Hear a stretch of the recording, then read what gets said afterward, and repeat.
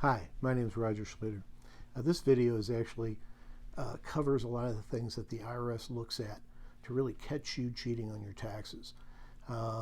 If you watch most of the video, we'll come up with a lot of things that really the IRS uses to look at to make you a little more aware of the different ways that they look at things.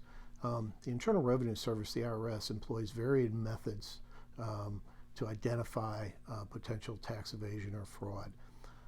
While they do not publicly disclose, all their techniques, some common indicators and sources of information are going to be included here. Really, the number one would be inaccurate or incomplete information. Discrepancies in reporting income and deductions or credits may raise red flags. They definitely will raise red flags. The IRS compares your information on your tax return with data from other sources to identify inconsistencies. They do what is called they also data match. They do data matching, and the IRS receives information from third parties such as employers, banks, financial institutions, and then they match this data with what you report on your tax return. Any disparities can really trigger an audit. The other thing, probably one of the main things that they look at are high income people. Individuals with high income are often subject to greater scrutiny. The IRS will always focus on high income earners to assure that they are reporting all their income accurately. Especially now, I think this is actually the latter half of 2023, and the IRS has gotten a large amount of money to really go after the higher earners. But normally the middle income and the guys with the small businesses, they're a lot easier to catch than the huge high earners with all the lawyers and everything. So a lot of times I think that you in a small business are going to be looked at a lot closer.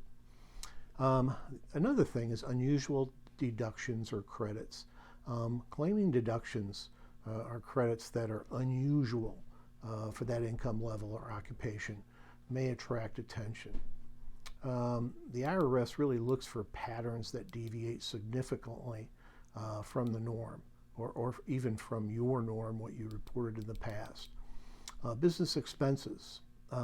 Small business owners are often targeted because they have more opportunities to manipulate income and expenses.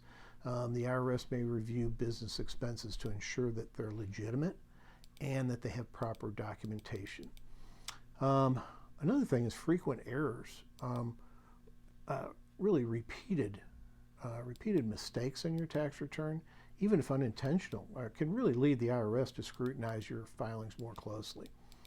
The one that has been around for a long time and has shown in a lot of movies, Wolf of Wall Street, they showed this, is offshore accounts. The IRS has increased efforts to identify offshore tax evasion. Failure to report foreign bank accounts, or income can really result in serious consequences. There is also whistleblower reports. The IRS has a whistleblower program that encourages individuals to report tax evasion. Information from whistleblowers can trigger investigations. They can probably trigger audits too. Just be careful who is privy to your information, and if you're not doing everything above board, you want to make sure that most people don't know it. Random audits. Some audits are conducted randomly as part of the IRS's effort to ensure compliance across a broad spectrum of taxpayers. Another thing is inconsistent filing history.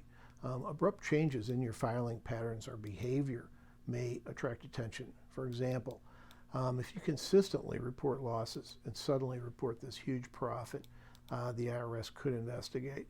And also the flip side of that, if you're always doing these profits and all of a sudden you have these huge losses, they may think, well, you're just trying to avoid taxes, so they probably will look at it then too.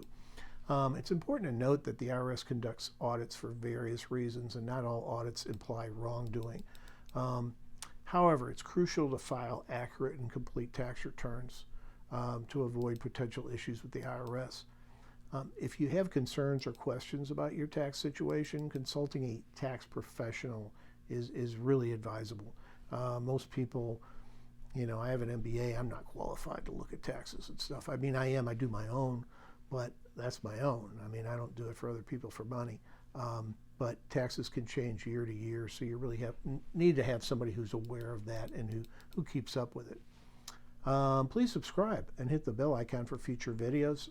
Please also like the video or give it a thumbs up if you learned anything from it. And my name is Roger Schleter, and I will definitely see you in the next video. Thank you very much.